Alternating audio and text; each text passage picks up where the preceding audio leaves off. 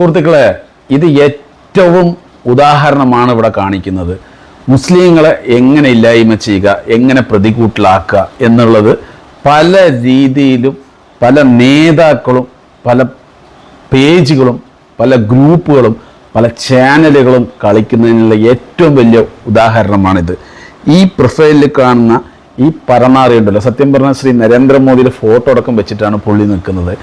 ഇവൻ പാരീസിൽ നടക്കുന്ന കലാപവുമായി ബന്ധപ്പെട്ട് മുസ്ലിങ്ങളാണെന്നുള്ള രീതിയിലാണ് അവിടെ അവൻ എഴുതിയിട്ട് അത് പോസ്റ്റ് ചെയ്ത് അതിൻ്റെ താഴത്ത് വരുന്ന കമൻറ്റ് ഫുള്ള് മുസ്ലിങ്ങളെ തെറി പറഞ്ഞിട്ട്. എന്തായാലും പാരീസിൽ എന്താണ് നടക്കുന്നത് എന്നുള്ളത് നമുക്ക് ജെമിനിയോട് ചോദിക്കാം. ഞാൻ ഓൾറെഡി ചോദിച്ചിട്ടുണ്ട്. ജെമിനി എന്താ പറയുന്നത് നോക്കാം. ഇപ്പോൾ വലിയ തോതിലുള്ള സംഘർഷങ്ങളും അക്രമങ്ങളും നടക്കുന്നുണ്ട്.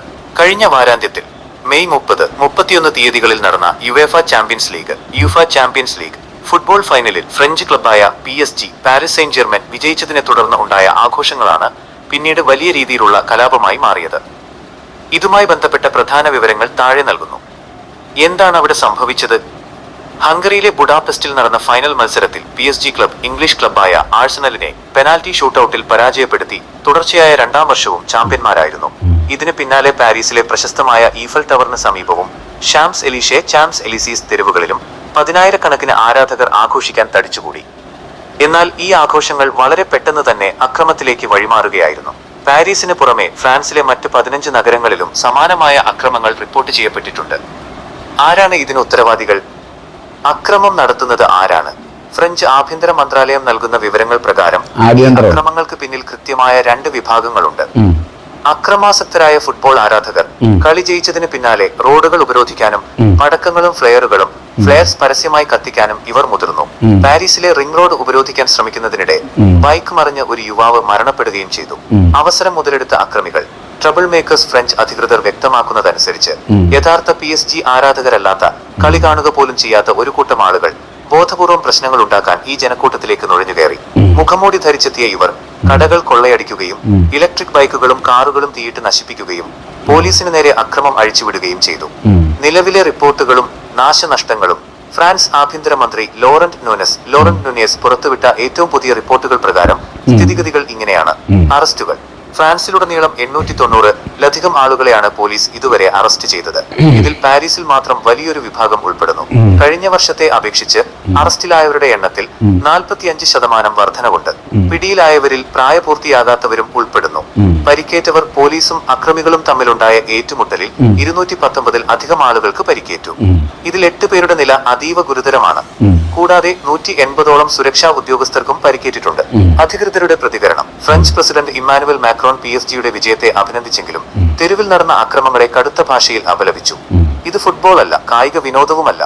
ഇത്തരം അക്രമങ്ങൾ വെച്ചുപൊറുപ്പിക്കാനാകില്ല സ്റ്റാർ എന്ന് അദ്ദേഹം വ്യക്തമാക്കി. നിലവിൽ പാരീസിലെ വരാനിരിക്കുന്ന വിജയ റാലികളും ആഘോഷങ്ങളും നിയന്ത്രിക്കുന്നതിനായി 6000-ലധികം പോലീസുകാരെയാണ് കൂടുതൽ സുരക്ഷയ്ക്കായി തെരുവുകളിൽ വിന്യസിച്ചിരിക്കുന്നത്.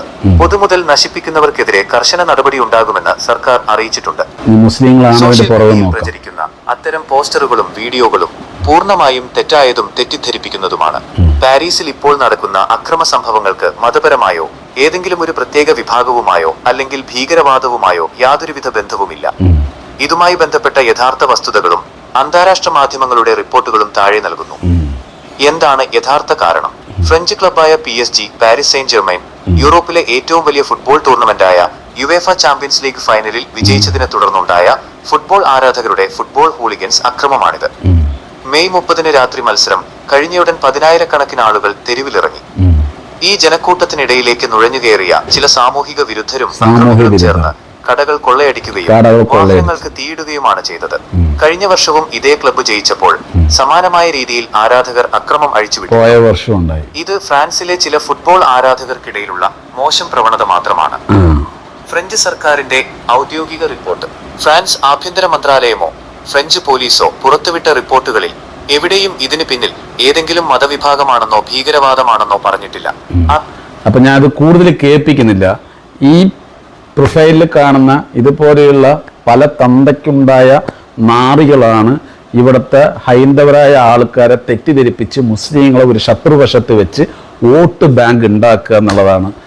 അതിൻ്റെ റിസൾട്ടാണ് നമുക്ക് ഇപ്രാവശ്യം കാണാൻ കഴിഞ്ഞത്. അപ്പം ഈ മാക്സിമം ഈ ഹിന്ദു മതക്കാരായ നല്ലവരായ ആൾക്കാരുടെ മുന്നിലേക്ക് മുസ്ലിങ്ങളെ ശത്രുവാക്കി വെക്കുക എന്നുള്ളതാണ് ഇവരുടെയൊക്കെ ലക്ഷ്യം. അതിന് ഏത് തന്തയില്ലായ്മയും ചെയ്യുക, ഒരു നാണവുമില്ലാതെ ഒരു മാനവുമില്ലാതെ പച്ചയ്ക്ക് വന്നിട്ട് പല തന്തയ്ക്കുണ്ടായ രീതിയിൽ വന്നിട്ട് വാർത്തകൾ പ്രചരിപ്പിക്കുക. ലോകത്ത് എവിടെ എന്ത് കലാപം ഉണ്ടായാലും ഇത് മുസ്ലിങ്ങളാണ് ചെയ്യുന്നതെന്ന് പറഞ്ഞിട്ട് ഈ പലതന്തയ്ക്കുണ്ടായ നാറികൾ വന്ന് പോസ്റ്റർ ഇട്ടിട്ട് ബ്ലോഗിങ് ചെയ്തിട്ട് മുസ്ലിങ്ങളെ ശത്രുവശത്ത് വെക്കുക. ഇപ്പം എന്നെപ്പോലെ അല്ലെങ്കിൽ സാധാരണക്കാരായ മുസ്ലിങ്ങൾ റോട്ടിലേക്ക് ഇറങ്ങുമ്പോൾ, ഇപ്പോൾ നമ്മൾ ഇന്നാൾ പാലക്കാട് ലുലുലു വെച്ചൊരു പെണ്ണ് പറഞ്ഞില്ലേ, ഒരു താടിയും തൊപ്പിയും വെച്ച ആൾക്കാരെ കാണുമ്പോൾ എൻ്റെ മുഖത്ത് നോക്കി അങ്ങനെ കാണിച്ച് ഇങ്ങനെ കാണിച്ചൊരു തോന്നൽ അതിനുണ്ടായിന്ന്.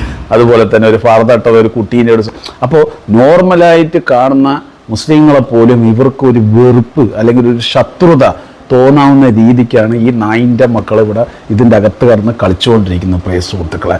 ഇത് നിങ്ങൾ മനസ്സിലാക്കണം. മനസ്സിലായി? ഇപ്പോൾ നിങ്ങൾ ആലോചിച്ച് നോക്കൂ, പാരീസിൽ മുസ്ലിങ്ങൾ വളരെ 1% പോലും ഉണ്ടാവില്ല.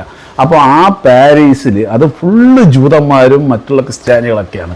അവർ കൊള്ളയടിക്കാൻ വേണ്ടിയിട്ട്, ഇപ്പോൾ നമ്മുടെ നോർത്ത് ഇന്ത്യയിലൊക്കെ പശുവിൻ്റെ പേരിൽ കലാപങ്ങളുണ്ടാക്കി കൊള്ളയടിക്കുന്നില്ല, അതുപോലെ കൊള്ളയടിക്കാൻ വേണ്ടി ചെയ്യുന്ന കാര്യങ്ങളെയാണ് ഇവന്മാരെന്ത് ചെയ്യുന്നു പ്രിയ സുഹൃത്തുക്കളെ. ഈ കൊള്ളയടിക്കാൻ വേണ്ടിയിട്ട് ചെയ്യുന്ന കാര്യങ്ങളെ മുസ്ലിങ്ങളുടെ മേത്തേക്ക് ഇടുക.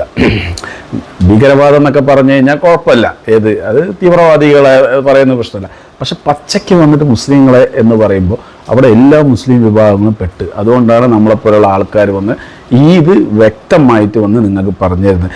നിങ്ങൾ മുസ്ലിങ്ങൾക്കെതിരെ ആര് വീഡിയോ ചെയ്താലും അത് ഏത് പോസ്റ്റ് വന്നാലും അതിൻ്റെ സത്യാവസ്ഥ മനസ്സിലാക്കിയിട്ട് വേണം ചെയ്യാൻ.